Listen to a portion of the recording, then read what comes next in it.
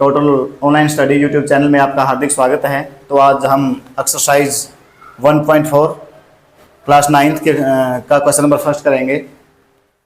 Classify the following numbers as rational और irrational. तो इसके लगभग 5 पार्ट आपको दिए हुए हैं, जिनमें बताना है आपको कौन कौन सी संख्या रैशनल है और कौन कौन सी इरेशनल है। जैसे पहली संख्या है 2 - √5, लिखा हुआ है 2 - √5। तो आप सोच रहे होंगे कि 2 तो क्या है, यहाँ पे रैशनल नंबर है और √5 क्या है, इरेशनल नंबर। अब मैं आपको एक कंसेप्ट क्लियर करवा देता हूं। अगर हम किसी भी रैशनल नंबर में इरेशनल नंबर को जोड़ेंगे या रैशनल में से इरेशनल नंबर को सब्ट्रैक्ट करेंगे या रैशनल को इरेशनल से डिवाइड करोगे या रैशनल को आप इरेशनल से मल्टीप्लाई करोगे, तो वो संख्या हमेशा क्या आएगी, इरेशनल नंबर आएगी।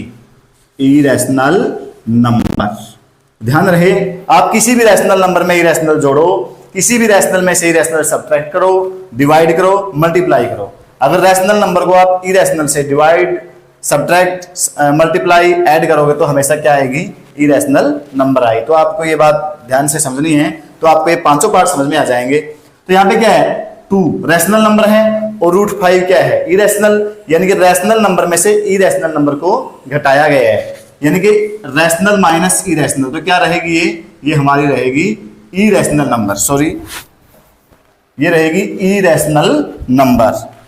तो इसको आपने लिख देना है इरेशनल नंबर। तो इस प्रकार से अब सेकंड क्वेश्चन देखते हैं। 3 + √23 - √23। तो यहाँ पे क्या है, पहले हम इसको शॉर्टकट फॉर्म में लेके आएंगे, फिर चेक करेंगे कि रैशनल रहेगा या इरेशनल रहेगा। तो 3 + √20, पहले आप ये जो स्मॉल ब्रैकेट दिया हुआ है इसको आप खोलिए, √23 और यहाँ पे क्या हो जाएगा, माइनस का √23। तो यहाँ पे √23 को ऐड किया गया है, √23 को ही साथ में सब्ट्रैक्ट किया गया। तो आप इसको इसमें से √23 में से √23 घटाओगे तो 0 नहीं आएगा, इससे कट जाएगा, यानी क्या बच गया हमारे पास 3 + 0, तो क्या हो गया 3। तो 3 क्या है, ये तो आपको वैसे देखने से ही पता चल रहा है कि 3 क्या है, रैशनल नंबर, क्योंकि इसको हम क्या लिख सकते हैं, p/q की फॉर्म में लिख सकते हैं। तो इसको 3/1 लिखा जा सकता है। तो क्या है ये, रैशनल नंबर। तो आपको रैशनल और इरेशनल के बारे में कंप्लीट पता है सभी को कि रैशनल नंबर हमारी कौन सी होती है, इरेशनल कौन सी होती है। रैशनल नंबर हमारी वो होती है जिनको हम p/q की फॉर्म में लिख सकते हैं। आप ऐसे भी आप इनकी पहचान कर सकते हो कि वो रैशनल है या इरेशनल। अगर जिसको हम p/q की फॉर्म में नहीं लिख सकते तो वो हमारी इरेशनल नंबर होगी। तो जैसे यहाँ पे है 2√7 / 7√7, तो आप इसको लिखो 2√7 / 7√7। तो इसमें ऊपर भी √7 है हमारे पास और नीचे भी √7 है, तो आप √7 से √7 को काट सकते हो। तो यहाँ पे क्या बच गया, 2/7। तो हमारे किसकी फॉर्म में आ गई ये नंबर, ये आ गई हमारी p/q की फॉर्म में। तो इसको अब क्या लिख सकते हैं हम, रैशनल नंबर। ये क्या रहेगी हमारी, रैशनल नंबर। अब 1/√2 है, मैंने आपको क्या बता रखे है वो कंसेप्ट देखिए कि आप किसी भी रैशनल में इरेशनल को जोड़ो, इरेशनल को घटाओ, रैशनल में इरेशनल को से डिवाइड करो, मल्टीप्लाई करो, तो क्या रहेगी, इरेशनल नंबर। तो यहाँ पे ऊपर क्या है, रैशनल नंबर और रैशनल को इरेशनल से डिवाइड किया हुआ है, तो रैशनल डिवाइड बाई इरेशनल। तो ये कंसेप्ट हो गया यहाँ पे, रैशनल डिवाइड बाई इरेशनल। तो क्या रहेगी वो, इरेशनल नंबर रहेगी। तो आप इसको क्या लिखोगे, इरेशनल नंबर, इरेशनल नंबर। अब इसका एक्सरसाइज 1.4 क्वेश्चन फर्स्ट का लास्ट पार्ट है 2π। तो आपको बताया जा चुका है कि पाई क्या है, एक रैशनल नंबर है या इरेशनल नंबर। तो जब हम पाई की वैल्यू लिखते हैं तो हम आपको बता देते हैं कि हम 22/7 इसकी वैल्यू लिखते हैं। आप सोच रहे होंगे कि 22/7 p/q की फॉर्म में है, तो क्या आएगी ये, इरेशनल नंबर, रैशनल नंबर आने चाहिए। लेकिन क्या है, हम 22/7 इसकी वैल्यू एग्जैक्ट नहीं होती है, हम ये तो केवल क्वेश्चनों को करने के लिए पाई की जगह पे 22/7 रख लेते हैं। नहीं तो क्या है पाई एक, क्योंकि इसका कोई निश्चित मान नहीं होता है, हम क्वेश्चनों को हल करने के लिए केवल π/7 का 22/7 का यूज करते हैं। इसलिए क्या है, पाई एक रैशनल नंबर न होकर बल्कि क्या है, इरेशनल नंबर। तो ये क्या रहेगी, पाई एक इरेशनल नंबर, इरेशनल नंबर। क्योंकि आप 22/7 को अगर डेसिमल एक्सपेंशन खोलोगे तो नॉन टर्मिनेटिंग और नॉन रिपीटिंग आएगा, तो इसलिए पाई हमेशा क्या होती है, इरेशनल नंबर होती है। तो ये है क्वेश्चन नंबर 5। स्टूडेंट्स, अब एक्सरसाइज 1.4 का क्वेश्चन नंबर 2 देखते हैं। Simplify each of the following expressions. जो आपको नीचे एक्सप्रेशंस दिए हुए हैं, 3-4 पार्ट हैं इसके, मैंने यहाँ पे 2 पार्ट लिखे हैं। पहले हम इन दोनों करेंगे। इन दो सभी एक्सप्रेशन को आपने क्या करना है, सिंप्लीफाई करना है। आपने इनको खोल के लिखना है इनको कि किस प्रकार आएंगे। तो जैसे हमारे पास ये 3 + √3 2 + √2, आपने इसके साथ मल्टीप्लाई करनी है। इस एक्सप्रेशन की इस एक्सप्रेशन के साथ आपने मल्टीप्लाई करनी है। तो यहाँ पे मैं आपको फार्मूला सा बताऊंगा आपको कैसे। जैसे मान लीजिए हमारे पास a + b × c + d हो, तो हम इनकी कैसे मल्टीप्लाई करते हैं। तो पहले यहाँ पे a की c के साथ और d के साथ मल्टीप्लाई होगी। तो जैसे a की c के साथ मल्टीप्लाई करोगे ac आएगा, a की d के साथ मल्टीप्लाई करोगे ad आएगा। तो इसी प्रकार से b की इन दोनों के साथ मल्टीप्लाई करनी है, b की c के साथ करोगे bc आएगा, और b की d के साथ मल्टीप्लाई करोगे आप bd आएगा। तो इस प्रकार से a + b की c + d के साथ मल्टीप्लाई करी, ac + ad bc + bd आ गया। तो इसी प्रकार से इसको हम ऐसे मान लेते हैं कि a है, ये हमारा b है, ये हमारा c है, ये हमारा d है। तो ऐसे ही आपने a की c और d के साथ मल्टीप्लाई करनी है। हमारा a की जगह पे क्या है 3 है, तो 3 की आपने 2 के साथ मल्टीप्लाई करनी है, 3 × 2 प्लस फिर a की आपने d के साथ यानी कि a की इसकी आपने इसके साथ मल्टीप्लाई करनी है, 3 × √2 फिर प्लस √3 की आपने 2 के साथ मल्टीप्लाई करनी है, 2 × √3 फिर √3 की आपने √2 के साथ मल्टीप्लाई करनी है, ऐसे √3 × √2। तो आप मल्टीप्लाई करके लिख दीजिए इनको, 3 × 2 = 6, 3 की √2 के साथ मल्टीप्लाई होगी 3 √2 आ गया, और 2 की √3 के साथ मल्टीप्लाई करोगे 2 √3 आ गया, और रूट के साथ दोनों रूट के अंदर है ना, तो दोनों की आपस में मल्टीप्लाई हो जाएगी, 3 × 2 = 6। तो ये आ गया हमारे पास √6। तो बिल्कुल सिंपल मेथड है, ये इसका फर्स्ट पार्ट है। अभी हम इसके सेकंड पार्ट को देखते हैं, 3 + √3 × 3 - √3। तो मैं इसका आपको एक आइडेंटिटी बता रहा हूं। जैसे अगर हमारे पास इस प्रकार से कोई इक्वेशन हो a + b × a - b, तो इसके लिए एक आइडेंटिटी है, a + b × a - b को हम क्या लिख सकते हैं, a² - b²। तो आप इस आइडेंटिटी को याद रख सकते हैं, क्योंकि वैसे तो ये भी इसी जैसा है। जैसे हमने a + b × c + d लिखा, a + b × a - b, यहाँ पे c - d लिख सकते हैं हम, a + b × c - d। वैसे मल्टीप्लाई यहाँ भी ऐसे ही होगी, ac - ad फिर bc - bd, थोड़ा लंबा पड़ेगा। लेकिन अगर इस प्रकार के सवाल हों, हम उनको सिंपल आइडेंटिटी की सहायता से कंप्लीट कर सकते हैं। अगर जैसे हमारे पास a + b, दोबारा फिर अगर दोनों के बीच में प्लस का निशान है, a - b आगे दोनों के बीच में माइनस का, तो ये आइडेंटिटी बनेगी हमारी फर्स्ट का स्क्वायर माइनस सेकंड का स्क्वायर। तो इसी प्रकार है ना, देखो 3 + √3 3 - √3, मान लीजिए a है, ये हमारे पास b है, ये वापस a आ गया, ये क्या है b। तो a की 2 - b की 2 यानी कि 3 है किस यहाँ पे, तो ये आ जाएगा 3 का स्क्वायर -√3 का स्क्वायर। तो 3 का स्क्वायर कितना हो गया, 3 की 3 के साथ मल्टीप्लाई करेंगे 9, और √3 का स्क्वायर 3 आएगा, तो 9 - 3 कितना आ गया 6। तो इस प्रकार से इसको आप आइडेंटिटी की सहायता से ऐसे कर सकते हो, जैसे हमारे पास अगर इस टाइप में कोई भी एक्सप्रेशन आएगी। तो अब हम इस एक्सरसाइज का क्वेश्चन सेकंड के थर्ड और फोर्थ पार्ट को देखेंगे। थर्ड पार्ट में क्या लिखा है, √5 + √2 का स्क्वायर। तो यहाँ पर भी हम आइडेंटिटी का यूज कर सकते हैं। जैसे हमारे पास एक आइडेंटिटी होती है a + b का स्क्वायर, a + b का स्क्वायर, उसको हम कैसे लिखते हैं, a का स्क्वायर + 2ab + b का स्क्वायर, a का स्क्वायर + 2ab + b का स्क्वायर, या ऐसे भी लिख सकते हैं इसको, a का स्क्वायर + b का स्क्वायर + 2ab। तो सेम है, आप किसी भी प्रकार से इसकी आइडेंटिटी को यूज कर सकते हैं। तो यहाँ पे हमारे पास a की जगह पे क्या है √5 है, और b की जगह पे क्या है √2। तो यानी कि ये a हो गया और ये हो गया हमारे पास b। तो हम इस आइडेंटिटी की सहायता से इस क्वेश्चन को हल करेंगे।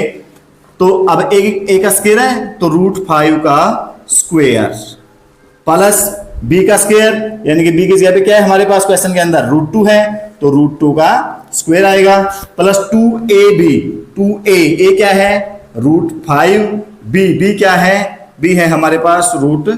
तो अब इसको खोल के लिखो आप, √5 का स्क्वायर, रूट खोलोगे, √5 का स्क्वायर क्या हो जाएगा 5 हो जाएगा, प्लस √2 का स्क्वायर क्या हो जाएगा 2 हो जाएगा, प्लस 2 √5 × √2 √10। तो 5 + 2 कितना हो गया 7 + 2 √10।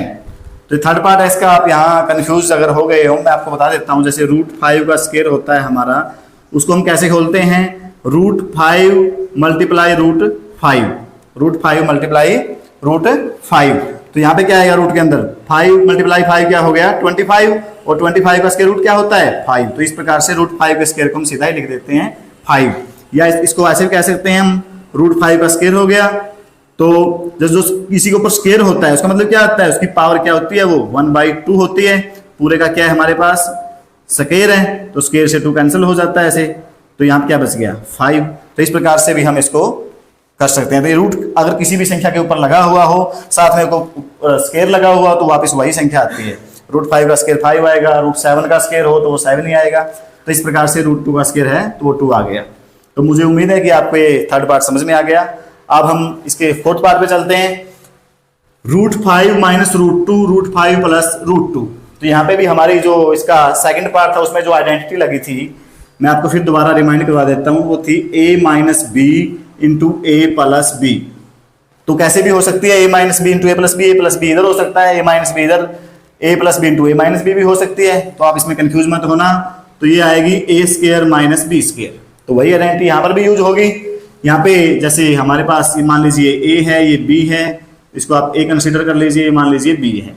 तो आपने इनको लिखने की आवश्यकता नहीं है, मैं आपको समझाने के लिए यहाँ पर a b इसको डिनोट कर रहा हूँ। आप सीधा ही क्वेश्चन करिए, √5 - √2 यानी कि a की जगह पे √5 है, तो √5 का स्क्वायर माइनस b की जगह पे क्या है हमारे पास, b की जगह पे √2 है, माइनस √2 का स्क्वायर।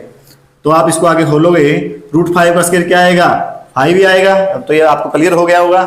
√2 का स्क्वायर क्या आएगा 2 आएगा, तो 5 - 2 क्या आ गया 3। तो इस प्रकार से ये था इसका क्वेश्चन नंबर 4 और 3। तो डियर स्टूडेंट्स, अब हम एक्सरसाइज 1.4 का क्वेश्चन नंबर 3 करेंगे। इसमें देखो क्या लिखा हुआ है, recall pi is defined as the ratio of the circumference से C of a circle to its diameter से डी। कहा गया है कि जो पाई है, पाई को हम सर्कल की सर्कमफ्रेंस और इसका डायमीटर का रेशो लिखते हैं। This seems to contradict the fact that pi is rational. कि जो हमने अभी तक पढ़ा है कि पाई तो इरेशनल है, लेकिन यहां पर तो पाई p/q की फॉर्म में आ रहा है। तो क्या ऐसा कहना कहीं हमने कल्पना तो नहीं करखी कि पाई इरेशनल है। How will you resolve this contradiction. तो आप इस कॉन्ट्राडिक्शन को कैसे हल करेंगे। तो जैसे हम मान लीजिए कोई सर्कल लेते हैं, मैं आपको सर्कल की सहायता से ये बता देता हूं पहले कि डी क्या होता है और सी क्या होता है। तो जो मान लीजिए सर्कल है हमारा, सर्कल का आउटर एज है, ये बाउंड्री है सर्कल की, और ये हमारे पास क्या है सर्कल का सेंटर है। तो जो ये बाउंड्री होती है इसको हम सर्कमफ्रेंस बोलते हैं, सर्कल की सर्कमफ्रेंस, जिसको हिंदी में परिधि बोलते हैं। तो इसको सी से डिनोट करते हैं शॉर्टकट फॉर्म में। और जो सेंटर से होती हुई कोई लाइन हम एक लेते हैं, यहाँ पे ऐसे सेंटर से होती हुई कोई लाइन यहाँ से पास, सेंटर से पास करके जाएगी, तो उसको हम बोलते हैं डी, मीन्स डायमीटर। तो इस सर्कल का डायमीटर होता है, और ये जो आउटर एज जो बाउंड्री होती है इसको हम सर्कमफ्रेंस बोलते हैं सर्कल की। तो जो पाई की वैल्यू है, इन्होंने कहा है कि C/D की सर्कमफ्रेंस का और डायमीटर का रेशो है। तो क्या है कि जो हम पाई की वैल्यू लेते हैं, आपको पता है जो वैल्यू होती है पाई की, जो वैल्यू ऑफ पाई इज 22/7, 22/7 लेते हैं हम।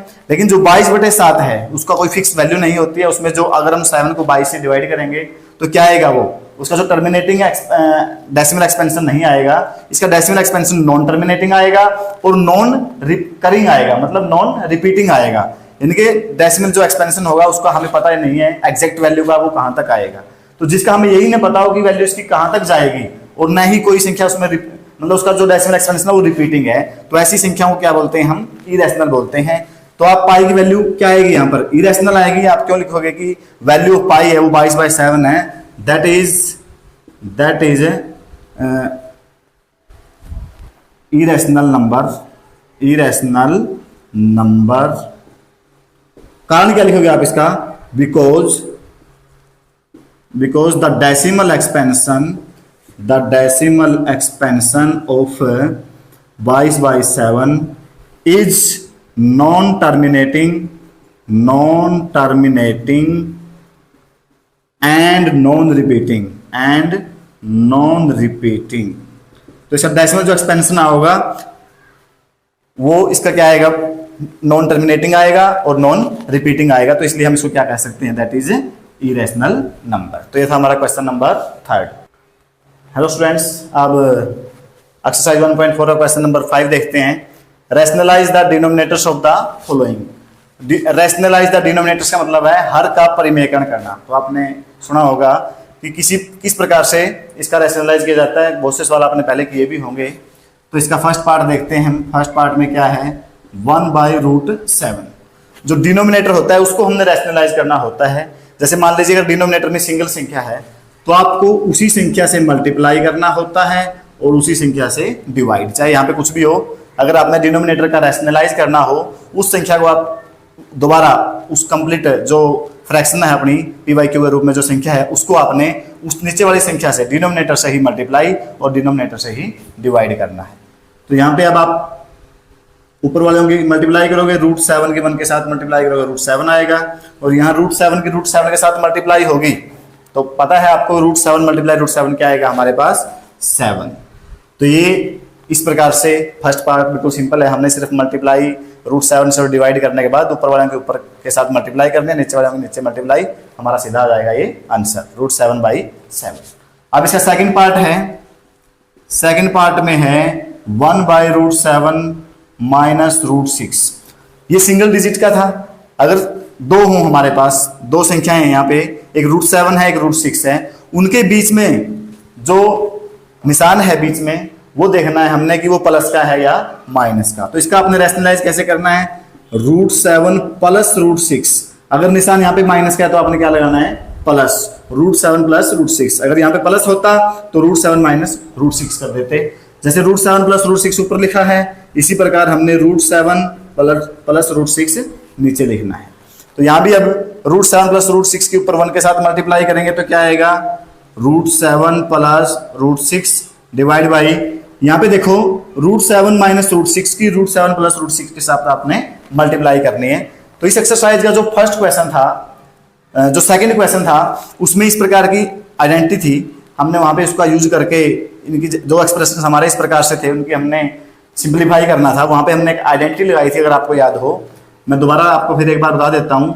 a + b × a - b के रूप में थी, जिसको हमने क्या लिखा था, a² - b²। तो यहाँ भी ऐसे है ना, a - b, a + b, यानी कि √7 - √6 और √7 + √6। तो ये आइडेंटिटी हम यूज कर सकते हैं।